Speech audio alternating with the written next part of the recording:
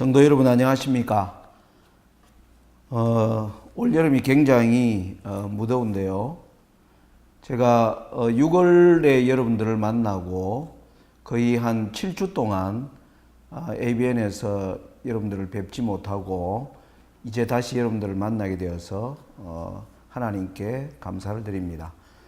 개인적으로 여러 해외와 국내에서 또 그리고 전도의 여러 관계로 바쁘게 지내오다가 이제부터 다시 쉼 없이 거대한 전환의 시대와 예수의 길을 묻다 강의를 계속하도록 하겠습니다. 오늘 거대한 전환의 시대의 12번째 강의를 하려고 하는데요. 오늘의 제목은 마지막 때와 영화로운 땅이라는 제목으로 말씀을 드리도록 하겠습니다. 지금까지 우리가 11번의 강의를 통해서 우리가 본 내용을 잠시 우리가 정리를 하자면, 우리가 예언에서 나타난 몇 가지 중요한 포커스가 우리가 뭘 살폈느냐면, 첫째는 계시록 17장이 말하는 정치 세력의 변화에 관하여 우리가 공부를 했고요. 그리고 이 변화 가운데서 마지막 악의 삼중 연합 세력, 악의 삼중 연합 세력을 우리가 어떻게 이해하는가 하는 게 한 가지 주제였습니다. 또 하나는 우리가 이제 악의 삼중연합 세력을 추적하면서 거기에서 나타난 오늘 현대 교황권의 두 국면이 어떻게 전개되는가 하는 것을 말씀을 드렸고요. 또 하나는 이제 교황권이 미국을 어떻게 지배해 들어가는가 하는 것을 우리 공부를 했습니다. 그리고 이러한 변화를 통해서 다니엘 11장 40절로 45절이 보여주는 오늘 현 시대의 변화,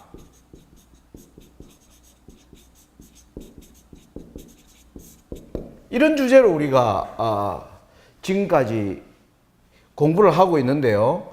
계시록 17장을 우리가 요약을 드린다면 1798년을 기점으로 다섯 나라가 망하였고, 바벨론, 페르시아, 헬라, 로마 교황권으로 대표되는 이 다섯 나라가 망했고, 그 이후에는 여섯째와 일곱째와 여덟째가 일어나는데, 이 여섯째, 일곱째, 여덟째는 계시록 16장, 19장에서 나오는 삼중연합 세력, 용과 짐승과 거짓 선지자를 설명하고 있음을 우리가 공부를 했습니다.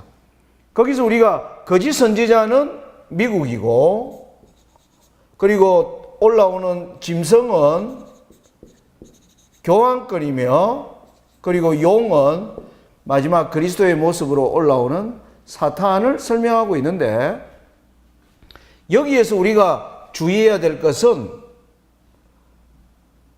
일곱 번째도 교황권이고 여덟 번째도 교황권으로 설명되어 있는 이유를 공부를 한 것입니다.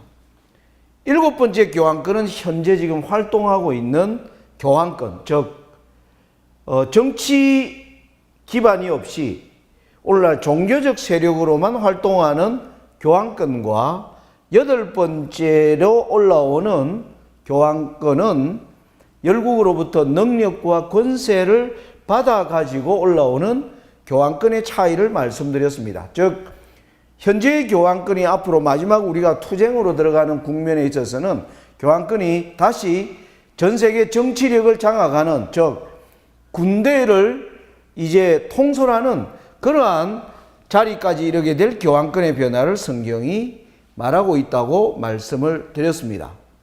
그리고 우리가 또 주위에서 본 것은 오늘날 미국이 어떻게 교황권을 위하여 일하게 되는가. 계시록 17장에는 6제와 7제가 연합하게 되면 이 연합하는 이 때 6제와 7제가 미국과 교황권이 연합하고 8제가 일어나는 사이에 잠깐 동안이라고 하는 시간이 기록되어 있는 것을 우리가 공부를 한 것입니다. 그러면서 미국과 교황권이 어떻게 연합하는가? 그 내용은 에스더스를 통하여 우리가 하만이 어떻게 페르시아의 왕인 아하수에로를 자신의 뜻대로 움직일 수 있는가 하는 그러한 과정을 우리가 에스더스를 통해서 아하수에로가 재정적 위기에 봉착하게 되자 은을 지배하고 있는 하만이 아하수에로 시대에 높은 자리로 올라가는 그 배경을 이해를 한 것입니다. 그러므로 지금 현재 2013년 미국이 지금 오바마 대통령의 법에 사인한 내용 가운데 하나에 시퀘스트라고 하는 법안이 오바마 대통령이 이 서류에 사인하면서 오바마 대통령의 지금 2기 행정부가 지금 진행되고 있는데 이 시퀘스트라는 용어는 법률 용어라고 말씀을 드렸습니다. 즉 미국 정부가 과도한 빚을 지게 되자 미국 정부의 빚을 빌려준 그리고 돈을 가진 채권자가 미국 정부의 오바마 대통령의 매년 예산의 일부분을 압류하는 그러한 법을 미국이 지금 오바마 대통령이 서명하면서 2022년까지 이 법이 지금 발효되는 가운데 있는데 과연 그러면 미국이 오늘날 엄청난 빚으로 말미암아 대통령의 1년 자금으로 대표되는 예산이 압류되는 이러한 사건을 우리는 오늘 어떻게 이해해야 할 것인가 하는 것을 공부를 한 것입니다. 그러면서 이제 우리가 지금 현재 공부하고 있는 것은 다니엘 11장이 그러면 보여주는 내용을 가지고 오늘날 현 시대의 변화를 우리가 어떻게 이해해야 할 것인가 하는 것을 이제 공부하게 되는 것입니다. 자, 그러면서 다시 다니엘 11장 40절과 45절의 내용을 여러분들이 읽어보시면 11장 40절이 마지막 때의 북방왕이 어떻게 활동할 것이 기록되어 있는 내용임을 우리가 공부를 했습니다. 40절은 여러분들과 제가 이미 공부한 대로 1798년에 남방왕인 무신론 세력이 교황권을 찌른 프랑스 혁명을 통하여 올라온 무신론 세력에 의하여 교황권이 죽임을 당한 후에 죽임을 당한 북방왕 교황권이 다시 자기를 찌른 무신론 세력을 이제 찾아가서 복수하는 장면이 11장 40절의 내용임을 우리가 공부를 하면서 이 예언이 바로 지금으로부터 약 20년 전에 1990년대에 소련과 동유럽 무신론 국가들이 무너지는 바로 그 예언의 성취로 다니엘 11장 40절의 예언이 이루어졌다. 그렇게 말씀을 드린 것입니다. 그러므로 그 이후에 일어나는 41절로 45절은 1990년대의 소련과 동유럽의 몰락 이후에 지금까지 이르러오는 우리 시대의 변화를 설명하고 있는 것이 11장 41절부터 45절이라고 할 수 있다. 그렇게 말씀을 드렸습니다. 자, 이 내용을 좀 더 우리가 다시 하나 분석을 하면서 제가 여러분들에게 말씀드린 것은 11장 40절은 찔림을 당한 교황권이 자기를 찌른 무신론 세력에 복수하기 때문에 11장 40절은 그의 죽게 된 상처가 어떻게 낫게 되는가를 보여주는 것입니다. 그러므로 오늘날 7번째 머리로서의 교황권, 계시록 17장이 보여주는 1798년 이후에 미국을 이어서 올라오는 7번째인 교황권의 시대가 전개되는 것을 보여주는 것이 11장 40절이라고 말씀을 드린 것입니다.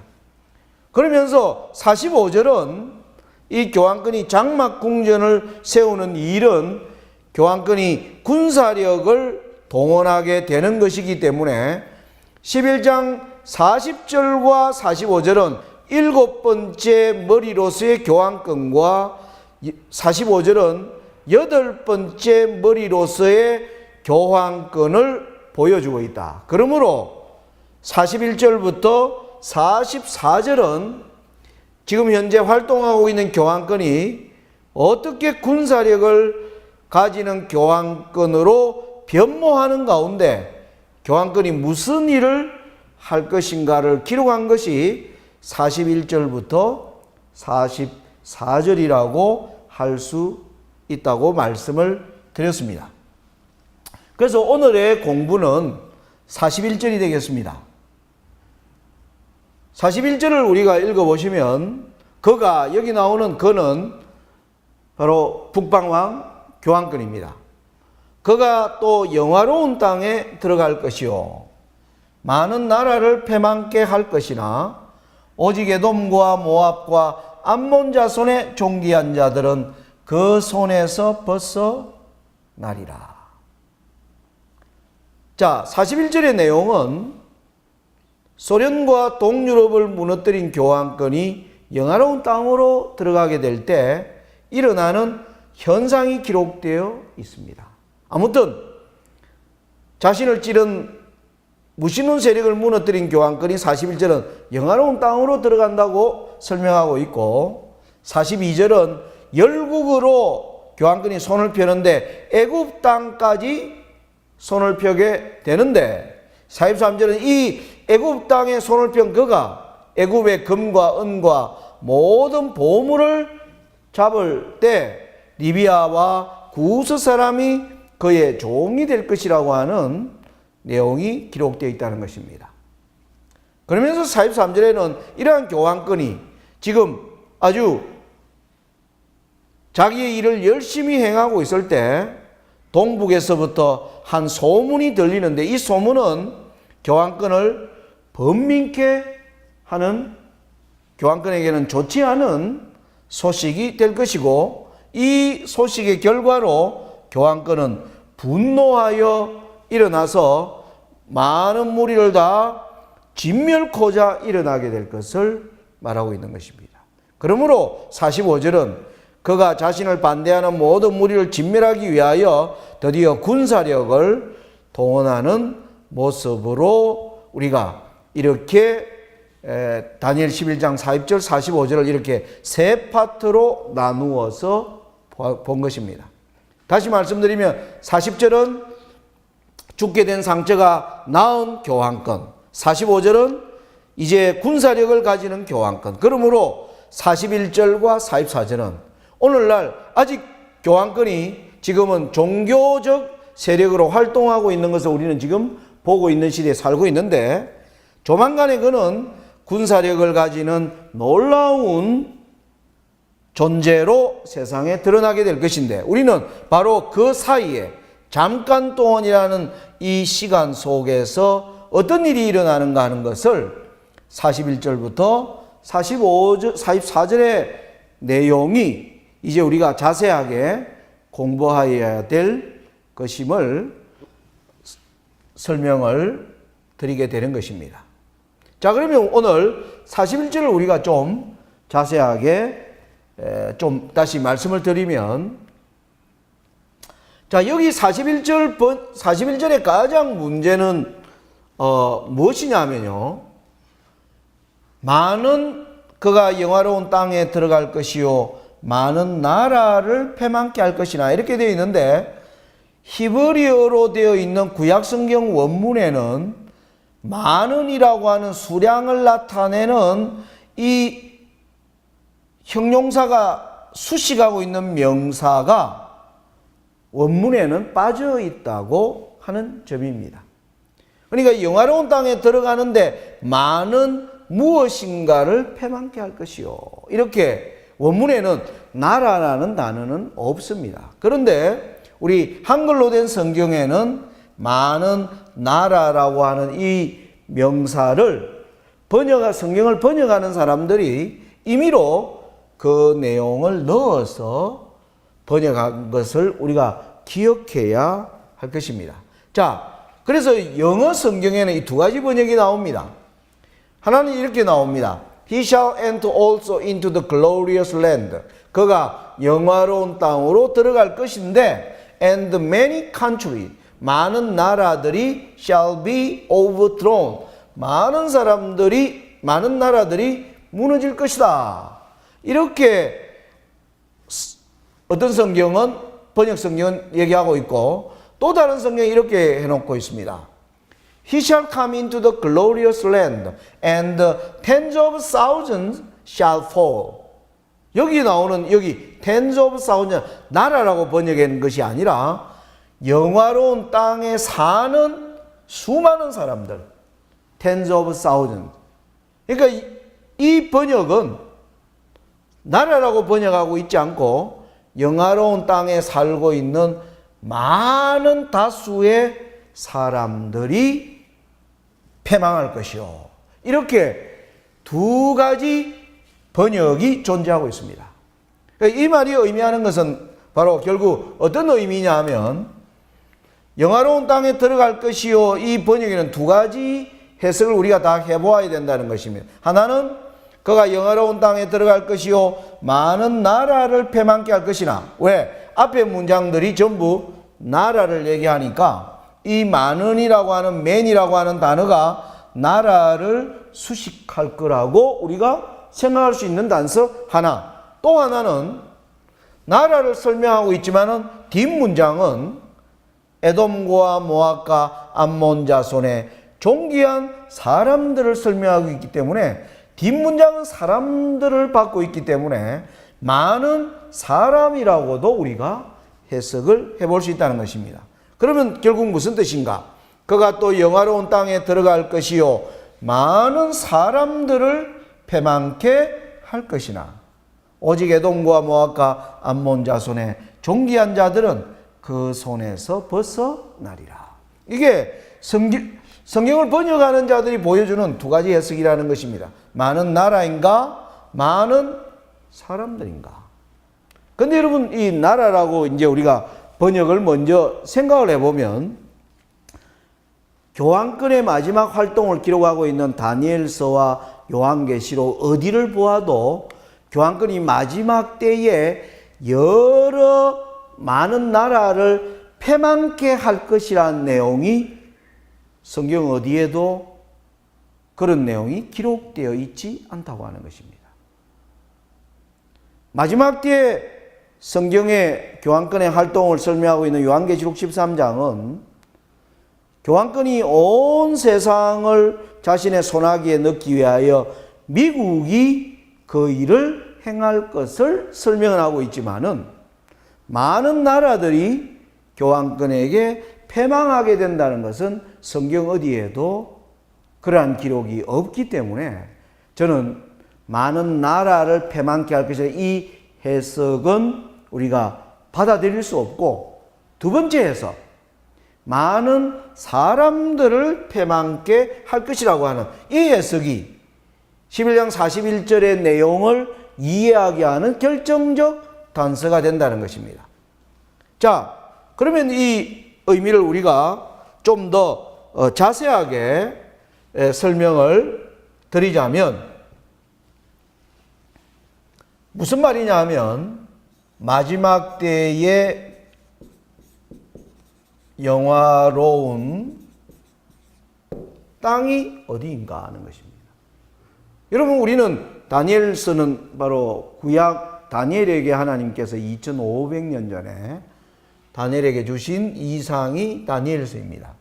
이때 다니엘 9장에 보면 너 백성과 너 거룩한 성을 위하여, 여기 이 영화로운 땅은 당연히 구약 시대의 예루살렘 도성을 나타내고 예루살렘의 그 땅에 사는 하나님의 백성들을 설명할 때 사용된 용어가 바로 영화로운 땅이라는 것은 여러분들이 익히 알고 있습니다.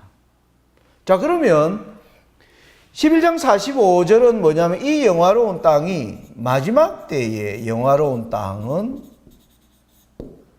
이게 지형적으로 예루살렘을 가리킬 것인가 하는 것입니다.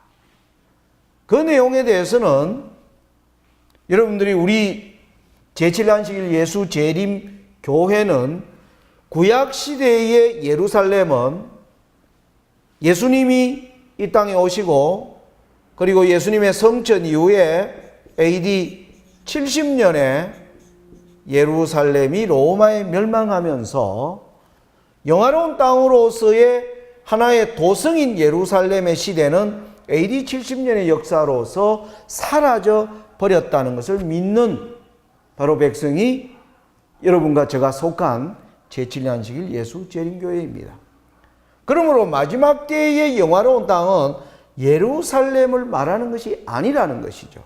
우리는 이 근거를 다니엘서 여러분들이 9장 24절부터 나오는 내용을 보면 너 백성과 네 거룩한 성을 위하여 하나님께서 예루살렘의 은혜의 기간을 70일에로 기한을 정한 내용. 그래서 이 70일에를 여러분들이 그 위에 보시면 7일에와 62일에와 마지막 한 일에로 나누어져 있을 때 예수님은 마지막 한 일에의 은혜의 시기의 끝에 유대 백성들을 하나님의 말씀으로 돌이키기 위하여 기름 부음을 받았고 그 마지막 한 일회의 절반에 예수님이 십자가에서 돌아가셨으며 그 위에 복음은 다시 예수님의 이후에 오순절 이후에 다시 예루살렘과 사마리아로 퍼져나가서 스데반이 죽기까지 하나님의 백성에 대한 마지막 은혜의 시기에 예언들이 성취되었고 이것을 결국 하나님의 경고와 성령의 권면을 거절한 유대 민족의 멸망이 바로 예루살렘의 멸망으로 성취되었기 때문에 우리는 마지막 때에 예루살렘이 다시 회복되지 않는다는 것을 분명하게 알고 있는 백성입니다. 그러면 우리는 이 영화로운 땅을 예루살렘이라고 해석할 수 없는 것입니다. 그러면 영화로운 땅은 뭐가 될까요? 마지막 때에 하나님의 참된 백성을 설명하고 있음을 우리가 기억해야 할 것입니다. 여러분, 우리 여기서 계시록 7장을 잠깐 한번 보겠습니다. 요한계시록 7장은 4절에 보면 내가 입맞은 자의 수를 들으니 이스라엘 자손의 각 지파 중에서 입맞은 자들이 14만 4천이니. 자, 여러분 여기 계시록 7장 4절을 보면 여기 입맞은 자의 수가 나옵니다. 거기 보면 입맞은 자의 수가 나오는데 입맞은 자가 여기 보면 7장 4절 후반에 이스라엘 자손의 각 지파. 그래서 바로 12지파에서 입맞은 자들이 나온다. 이 예루살렘은 바로 하나님의 백성, 구약의 12지파를 설명하고 있습니다. 근데 이 입맞은 자들, 예루살렘은 이미 로마이아에서 사라져 없어졌기 때문에 이 입맞은 자 12지파를 오늘날 뭐로 설명하는가? 9절에 보면 계시록 7장 9절에 이스라엘의 12지파가 9절 2일 후에 내가 보니 각 나라와 족속과 백성과 방언이다. 각 나라와 족속과 백성과 방언에 있는 이 사람들이 하나님의 백성이 될 것임을 요한계시록이 전개하고 있다는 것입니다. 자, 이런 관점으로 우리가 보면 다니엘 11장 41절에 영화로운 땅은 마지막 때에 하나님의 백성들을 설명하고 있다는 것을 우리는 여기서 이해할 수가 있는 것입니다. 자, 그러면 11장 영화로운 땅을 하나님의 백성으로 우리가 생각한다면 11장 우리 41절의 내용을 이제 다시 보면 그러면 교환권이 하나님의 백성에게로 들어갈 것이요. 자, 교환권은 자기를 찌른 무신론 세력을 무너뜨린 이후에 마지막 이제 악의 삼중연합 세력의 주축으로서 마지막 쟁투의 그의 원수가 되는 여자의 남은 자손, 하나님의 백성들을 이제 공격해 들어가는 장면을 설명하고 있다. 그렇게 이해할 수 있는 것입니다. 자, 그렇게 될 때 어떤 현상이 일어나는가? 영화로운 땅에 있는 많은 사람은 패망케 할 것이요. 그가 하나님의 백성을 공격한 결과로 그는 많은 그가 한 노력의 대가를 얻게 되는데 영화로운 땅에 있는 많은 백성들이 패망하게 될 것이며 오직 에돔과 모압과 암몬 자손의 존귀한 자들은 그 손에서 벗어나리라. 여러분, 여기서 이제 우리가 에돔과 모압과 암몬 자손을 우리는 이제 마지막 때에 또 어떻게 이해해야 할 것인가는 과제를 이제 가지게 됩니다. 자, 여러분 여기 지도를 보십시오. 바로 에돔과 모압과 암몬이 구약에 가졌던 위치입니다. 여러분들 잘 아시는 것처럼 예루살렘은 AD 70년에 망했지만 에돔과 모압과 암몬은 바로 아수르 시대, 바벨론이 일어날 때 이 모든 민족들은 함께 다 멸망당하고 없습니다. 그러면 에돔, 모압과 암몬도 현대적으로 마지막 때에 에돔과 모압과 암몬을 우리가 어떻게 이해할 것인가 하는 것을 이제 우리가 과제를 가지고 있는데, 그런 관점에서 보면 여러분 여기가 바로 홍해입니다.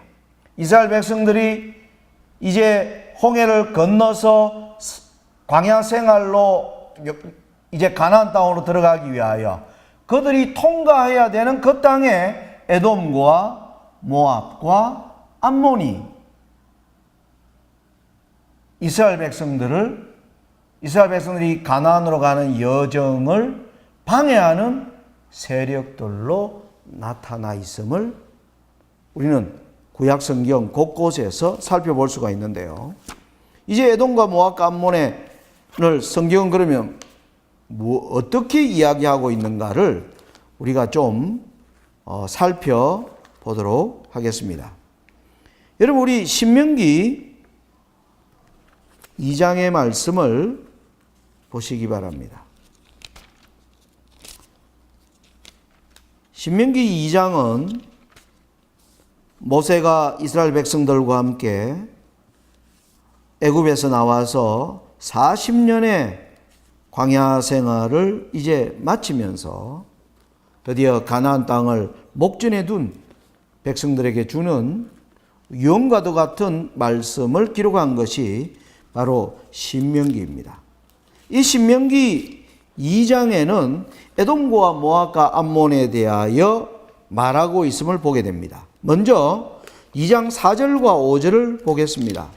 신명기 2장 4절과 5절에 보면 너는 또 백성에게 명하여 이르기를 너희는 세일에 거하는 너희 동족 에스의 자손의 지경으로 지날진대 그들이 너희를 두려워하리니 너희는 깊이 스스로 삼가고 그들과 다투지 말라. 그들의 땅은 한 발자국도 너희에게 주지 아니하리니 이는 내가 세일산을 에스에게 기업으로 주었음이로라.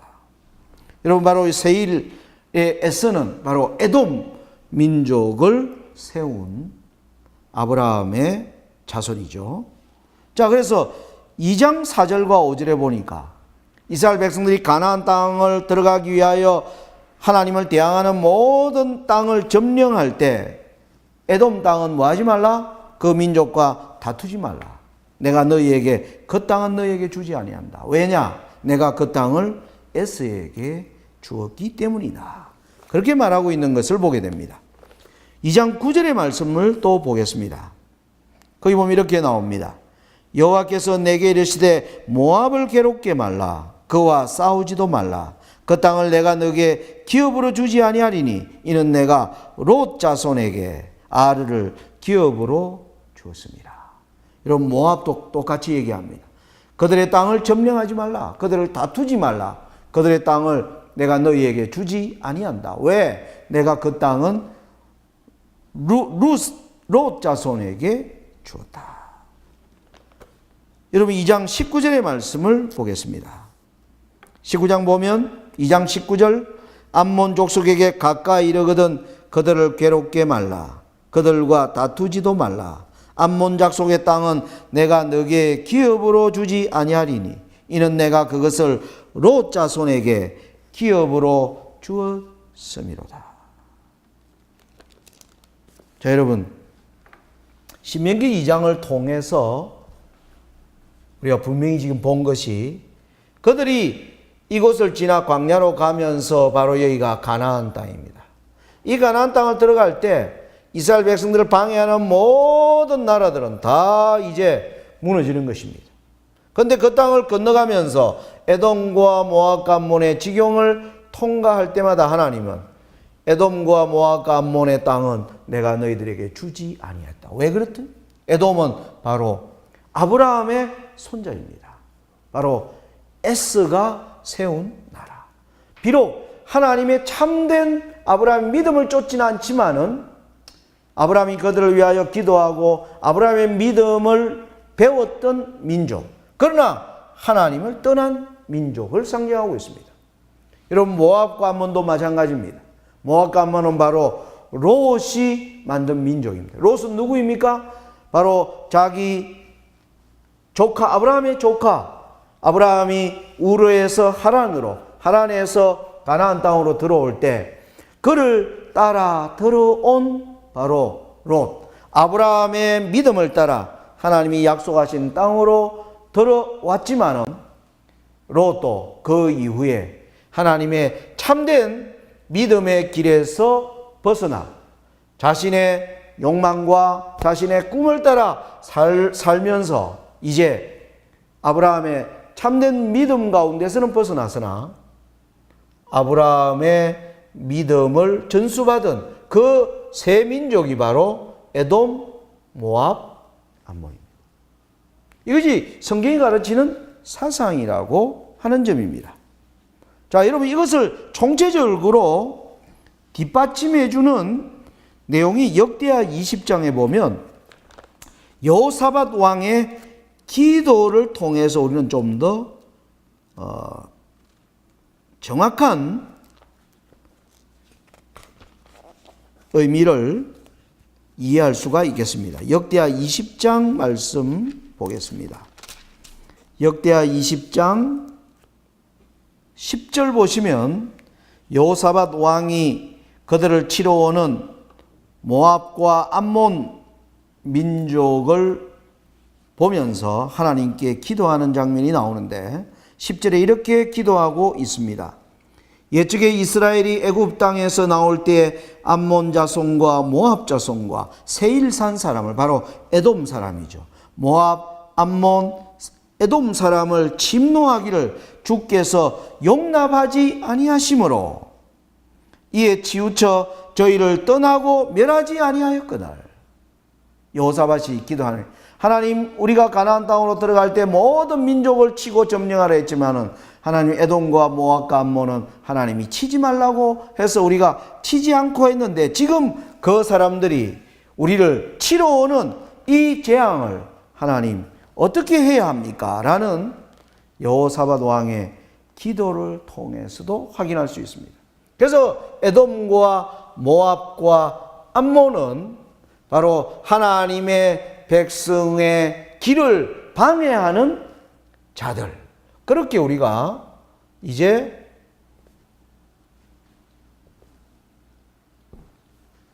설명할 수가 있겠습니다. 자, 다시 말씀드리면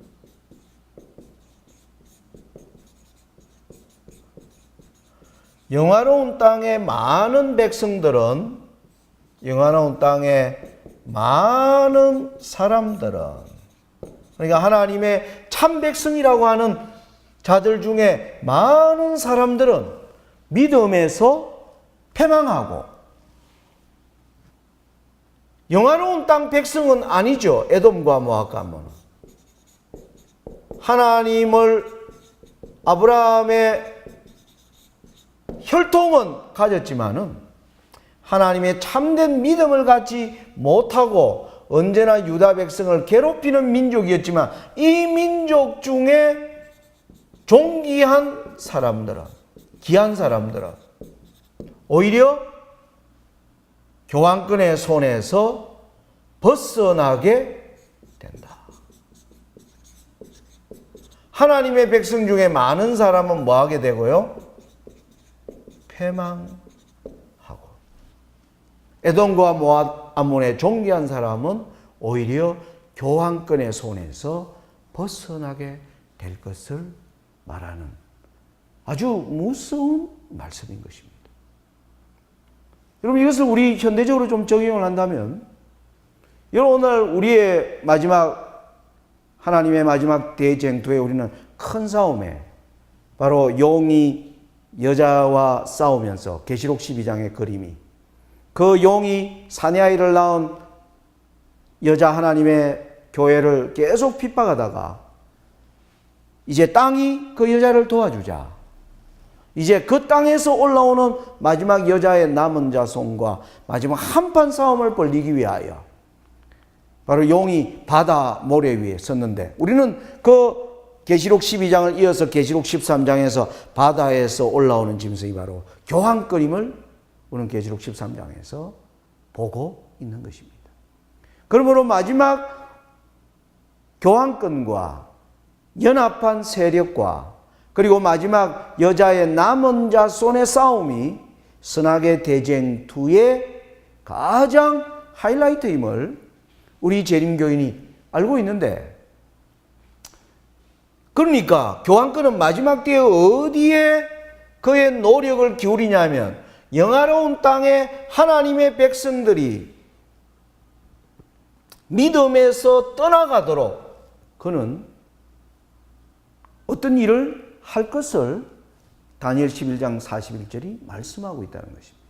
그 결과로 오늘날 참된 믿음 가운데 있는 교회에 있는 많은 사람들이 바로 이 교황권의 노력으로 믿음에서 망하게 되고, 오히려 참된 기별을 갖지 않는 백성들이었지만은, 그러나 하나님을 두려워하는 존귀한 사람들은 오히려 이때에 교황권의 손에서 빠져나오게 되는, 드디어 운명이 바뀌는 것입니다. 운명이 바뀌는. 성경은 곳곳에 그런 말씀이 있습니다.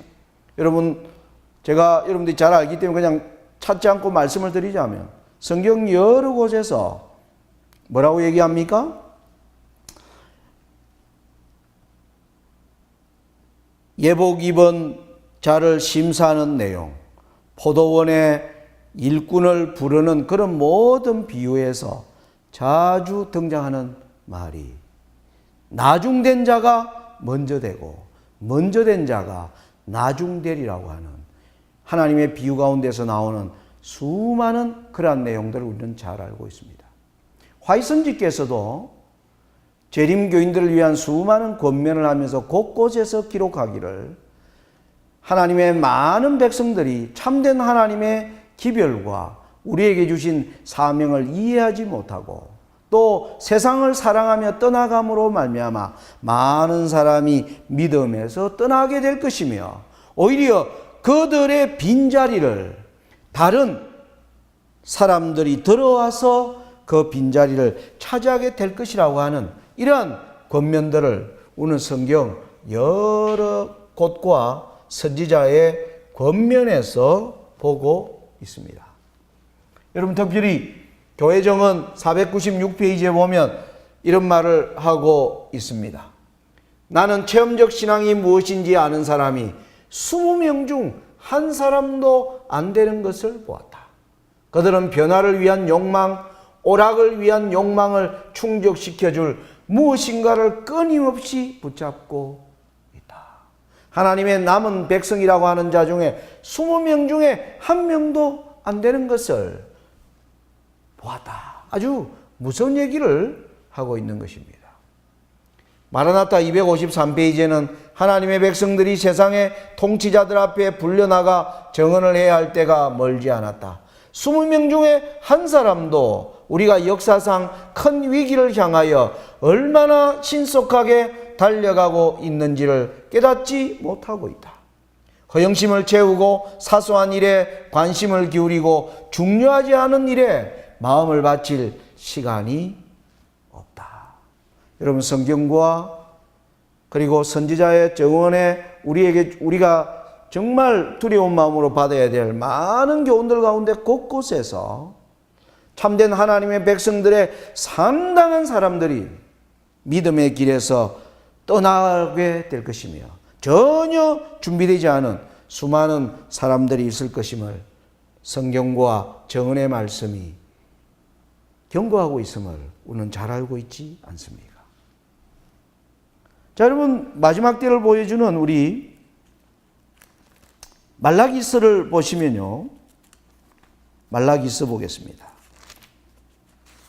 말라기서는 구약 성경의 마지막 책입니다.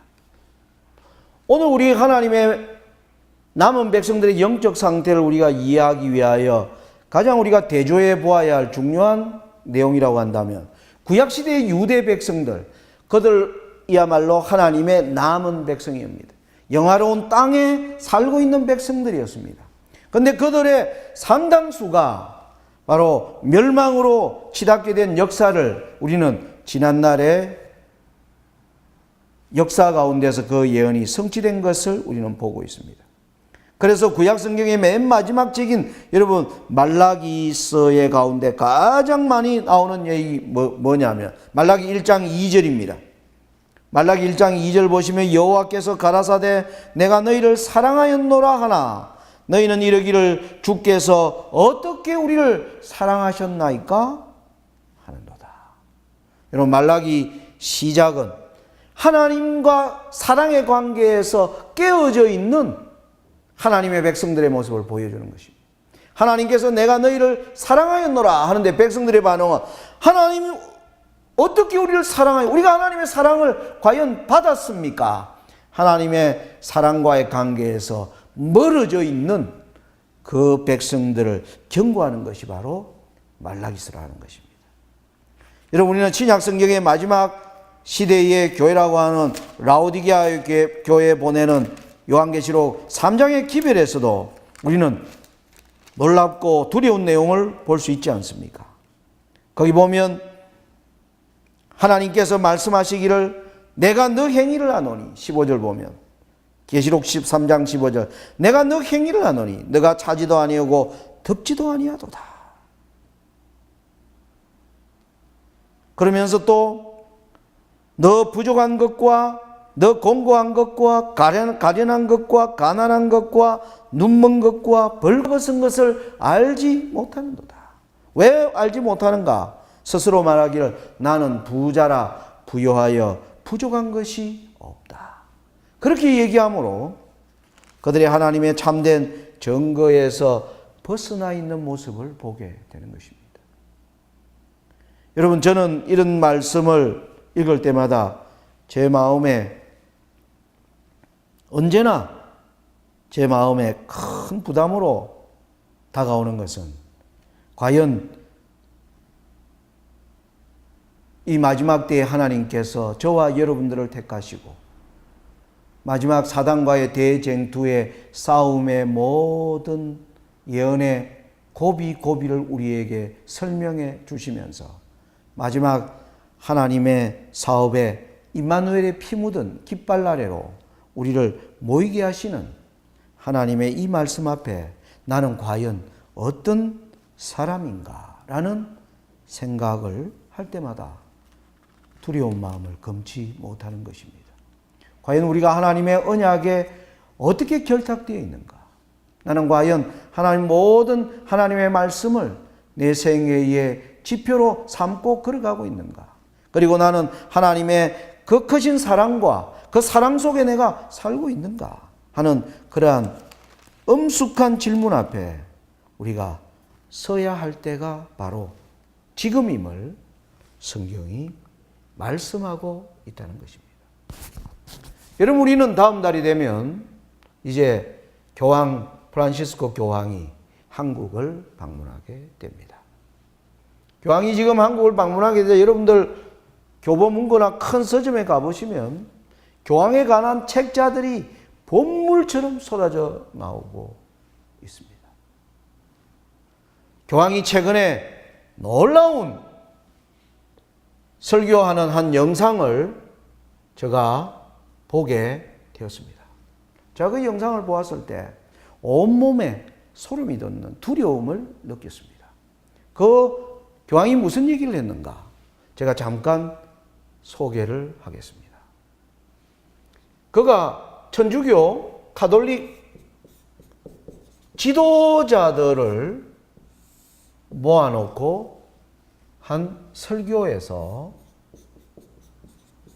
프란시스코 교황이 이런 얘기를 합니다.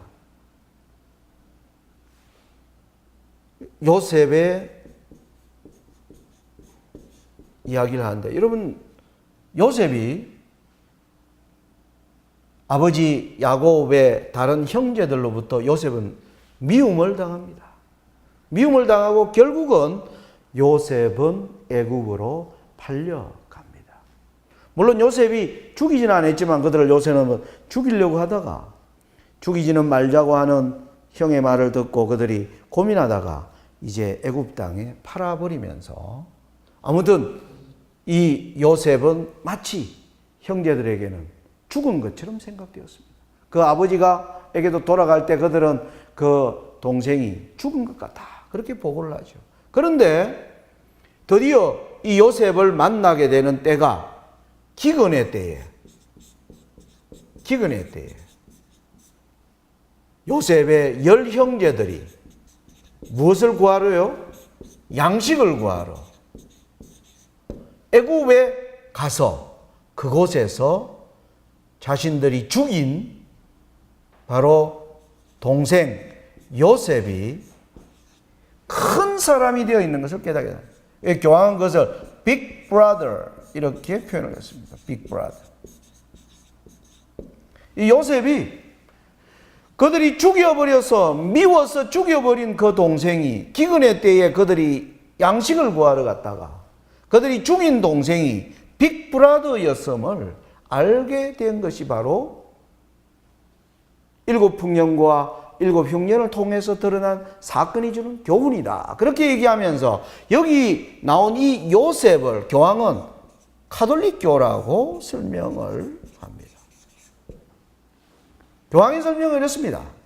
가톨릭이라는 교회가 전 세계 가장 꿈과 비전을 가진 가장 훌륭한 교회임에도 불구하고 가톨릭은 지난날의 잘못 때문에 형제들에게, 오늘날 가톨릭의 형제가 어디겠습니까? 각 개신교회입니다. 수많은 개신교회로부터 가톨릭은 나쁜 교회다 하고 죽임을 당하고 지금까지 매도당했지만은 지금 오늘날 개신교회는 영적 심각한 기근을 맞이하고 있다. 여러분, 그렇지 않습니까? 요즘 개신교회가 하는 얘기가 위기, 개신교회는 지금 점점 침체, 가톨릭은 지금 교인이 성장하고 계속 발빠르게 크고 있는데 개신교회는 점점 죽어가고 있는. 그래서 개신교회가 이 기근의 때에 그들이 다시 살기 위하여 영적 양식을 얻으러 다니다가 그들이 핍박했던 가톨릭이 가장 교회 중에 가장 빅브라더였음을 지금 개신교회가 깨닫고 있다.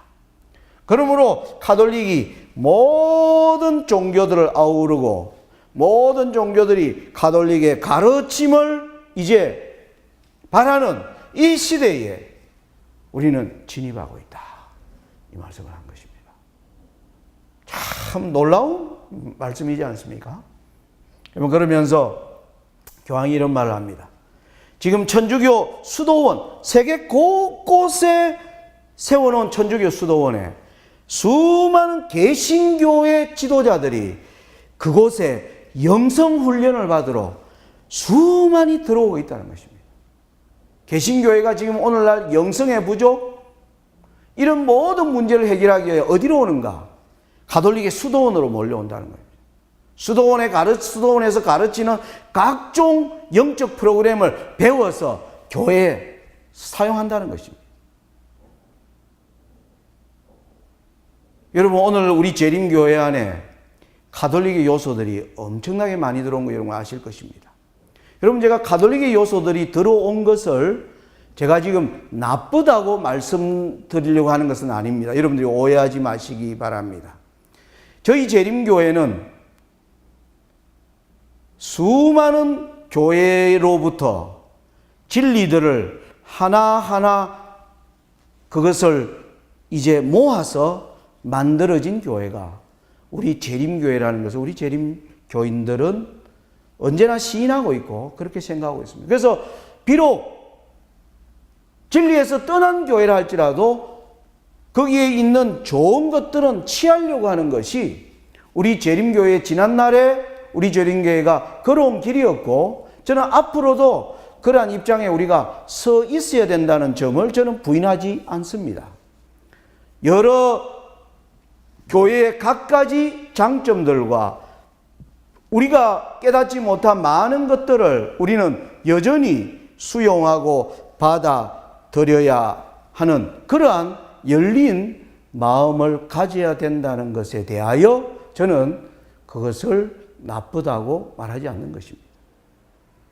그래서 오늘날 개신교회가 수많은 곳에 이제 영성훈련과 또 그들의 영적인 필요들을 위하여 오늘날 교회 안에 뭐 리더십 세미나, 영성 세미나 이런 것들이 각양의 프로그램들이 많이 등장하는데 이 모든 것들이 교황은 어디로부터 배워왔던가? 수도원에서 배워왔다라고 얘기하는 것입니다. 여러분, 우리 재림교회도, 한국 재림교회도 1990년대에 한국 우리 재림교회의 영성을 올려야 된다는 이러한 취지를 가지고 목회자를 천주교 수도원에 가서 배우게 해서 그 수도원에서 배워온 것들을 재림연수원에서 오랜 10여 년 동안 실험해 보지 않았습니까? 교인들이 모이면 침묵하게 하고 관에 들어가게 하고 하는 천주교 수도원에서 하는 피정의식을 그 우리 재림교회가 받아서 해온 것입니다. 여러분, 오늘날 시대의 소망이나 우리 예언의 신에 나오는 최근에 나온 책들 보면 거기에 그림들, 사파로 나오는 그 그림들이 대부분 천주교회에서 가져온 그림들입니다. 그래서 오늘날 천주교회의 영향력이 실질적으로 개신교 전체에 엄청나게 들어와 있음을 우리는 부인하지 못합니다. 정말 우리는 무서운 시대에 살고 있습니다. 오늘 이때 우리가 영적으로 정말 민감하게 우리가 살지 아니하면 우리가 좋은 것을 취하려 하다가 오히려 우리가 받지 말아야 할 것도 받게 되면서 교회는 심각한 영적 딜레마에 빠질 수 있다고 하는 점을 우리는 기억해야 한다는 사실입니다. 여러분, 오늘 다니엘 11장 41절이 자신을 찌른 무신론 세력을 무너뜨린 교황권이 11장 41절 영화로운 땅으로 들어갈 것이다.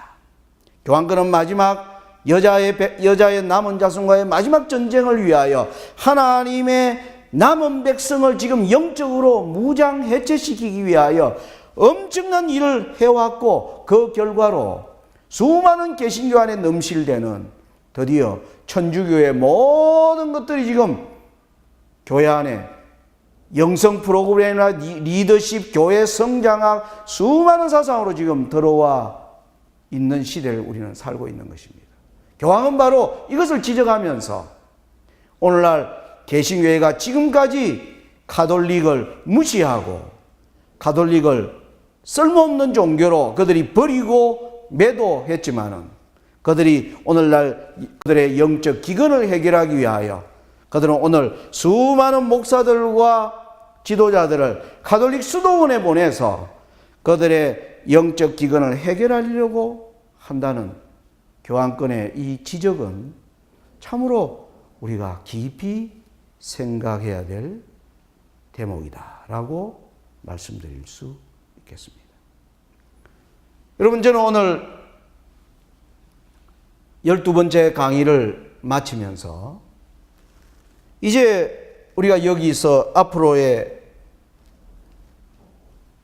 강의의 포커스가 어디로 가야 될 것인가를 좀 정리를 하고 오늘 말씀을 줄이겠습니다.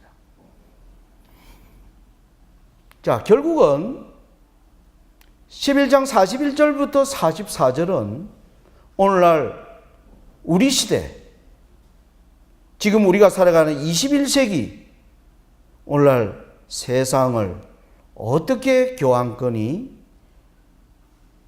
접근하고 있는가를 보여주는 중요한 내용이라고 하는 것입니다. 그래서 41절은 그가 남은 백성들을 어떻게 공격에 들어갈 것인가를 보여주는 겁니다. 그리고 41절은 드디어 그가 열국으로 그 손을 어떻게 펼 것인가를 보여주는 것이 42절입니다. 그래서 열국에 그가 권세로 뭘 어떻게 아까 모든 사람들이 자신을 따라올 수밖에 없는 것을 어떻게 이끌 것인가를 보여주는 게 43절이에요. 그렇게 되자 44절에 동북에서 들려오는 소문이 들리면서 마지막 큰 투쟁의 길로 간다는 것입니다. 그래서 우리가 다음번에 이제 거대한 전환의 시대 13번째 강의는 바로 이제 42절, 43절, 44절을 차례대로 찾아 나가면서 오늘 우리 시대의 변화를 보게 될 것입니다. 여러분들이 오늘 제가 11장 41절에 영화로운 땅은 하나님의 참된 백성들이요, 이 하나님의 참된 백성들 중에 많은 사람들이 교황권의 수중에서 망하게 될 것을 경고하고 있는 이 성경의 말씀 앞에서 여러분들이 다시 개인적으로 말씀을 펴서 이 말씀이 정말 그러한지 여러분들이 밝히 성경 앞으로 이끌림 받는 그러한 계기가 되기를 바라지 않습니다. 그리고 또 여러분들이 제가 발견하지 못한 또 더 좋은 빛들을 제게도 나누어 주시게 되기를 바라면서 오늘 12번째 강의를 마치도록 하겠습니다. 감사합니다.